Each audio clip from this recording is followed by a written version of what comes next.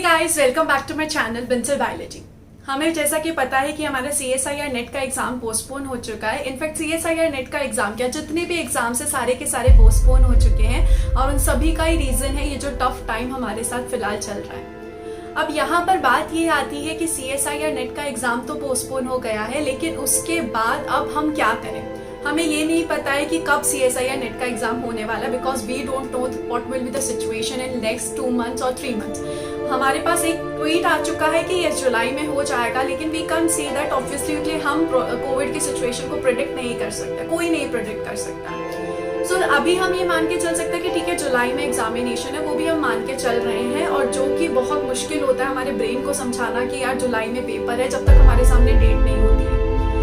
तो इस कंडीशन में क्या करेंगे, इस कंडीशन में हम जनरली स्टूडेंट्स को 2 कैटेगरी में डिवाइड कर सकते हैं। एक वो वाली कैटेगरी होगी जिसमें स्टूडेंट्स बोलेंगे कि ओके व्हाटएवर हम पढ़ेंगे, जो कि कम स्टूडेंट्स होते हैं कंपैरेटिवली।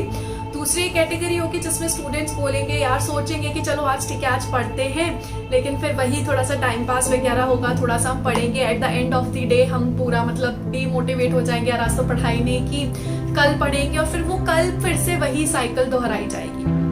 ऐसा मैं जानती हूँ कि काफी स्टूडेंट्स के साथ ये होता होगा। तो इस कंडीशन में हमें क्या सोचना है, इस कंडीशन में हमें करना क्या है।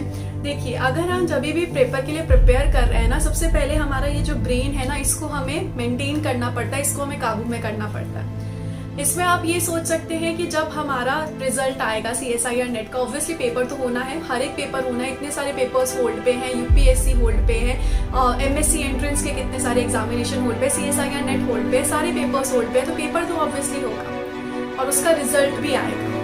जब उसका रिजल्ट आएगा तब आपको अपने वो जो मार्क्स है, जो CSIR के रिजल्ट पे मार्क्स लिखा आता है, उसमें आपको 120, 130 मार्क्स चाहिए या फिर 95, 96 चाहिए, और बोलना और मन में आएगा यार काश थोड़ा सा और पढ़ लेता, काश थोड़ा सा और मेहनत कर लेता, वो 10 मार्क्स ज़्यादा हो जाते, मेरा क्रैक हो जाता। आपको उस टाइम ये सोचना है कि आपको कौन सी चीज़ चाहिए। आपको एक वो वाली चीज़ चाहिए, यार 120 मार्क्स आ गए, ओ माय गॉड 130 मार्क्स आ गए, वाओ दैट्स ग्रेट, क्लियर हो गया, अब मैं सोच सकता हूँ मुझे क्या करना है, मैं सोच सकता हूँ मुझे कहाँ PhD में इंटेंट करना है। या फिर आप दूसरी तरफ ये सोच सकते हैं कि यार शिट एक बार और अब देना पड़ेगा, 6 महीने और लगाने पड़ेंगे।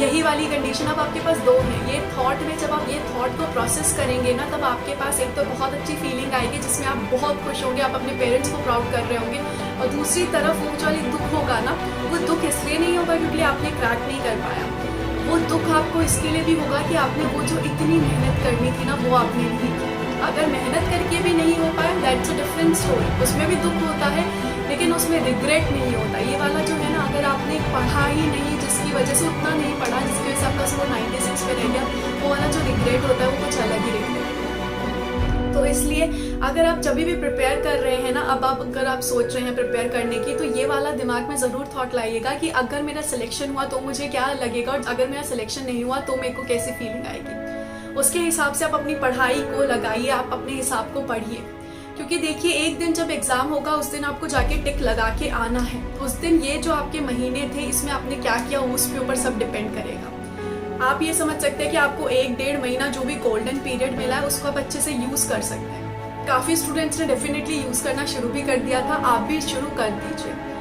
यहाँ पर ऐसे नहीं है कि बहुत कम स्टूडेंट्स का सिलेक्शन होता है, हमारे CSIR नेट में अच्छे खासे नंबर में स्टूडेंट्स का सिलेक्शन होता है, तो आप आराम से अपना सिलेक्शन कर सकते हैं कि हाँ मेरा होगा ही होगा। कैसे इस प्रिपरेशन से जो इंपॉर्टेंट यूनिट्स हैं उनको अच्छे से पढ़ना शुरू करिए, जैसे कि cell biology, molecular biology, biochemistry, dev bio, genetics, ecology, evolution, इन सभी यूनिट्स को बहुत अच्छे से कर लीजिए, उनका रिवीजन कीजिए। रिवीजन इस तक की जितना ज़्यादा रिवीजन हो सके उतना ज़्यादा रिवीजन कीजिए, क्वेश्चंस को सॉल्व कीजिए, इसको यूज़ कीजिए टाइम को क्वेश्चंस को सॉल्व करने में, उसको एनालाइज करने में, PYQ क्वेश्चंस को सॉल्व करने में। जितना ज़्यादा आप करेंगे ना, देखो 3 चीज़ें हैं, रिवीजन, उसके साथ साथ क्वेश्चन सॉल्विंग, उसके साथ साथ PYQ क्वेश्चन। जितनी ज़्यादा आपने ये तीनों चीज़ें कर ली, आपने अपने मार्क्स को उतना ज़्यादा बढ़ा लिया। अब जितनी ज़्यादा रिवीजन करेंगे आप उतने ज़्यादा मार्क्स बढ़ा लेंगे। अभी आप 1 महीने नहीं पढ़ेंगे, फिर पढ़ने बैठेंगे, आप रिवीजन कम होगा, PYQ कम सॉल्व हो पाएंगे, मार्क्स थोड़े से कम चले जाएंगे। तो इट्स बेटर कि जो 1 महीने का टाइम मिला है उसमें इतने ज़्यादा क्वेश्चन सॉल्व कीजिए, इतने ज़्यादा आप रिवीजन कीजिए कि जिस दिन आप पेपर वाले दिन जाए तो आपको लगे यार ये तो मैं एक टेस्ट ही तो दे रहा हूँ, मैंने इतने सारे पेपर सॉल्व किए, इतने सारे मैंने क्वेश्चन सॉल्व किए, ये तो मुझे नॉर्मल टेस्ट जैसा लग रहा है, मुझे लग ही नहीं रहा कि मैं अलग से पेपर देना है।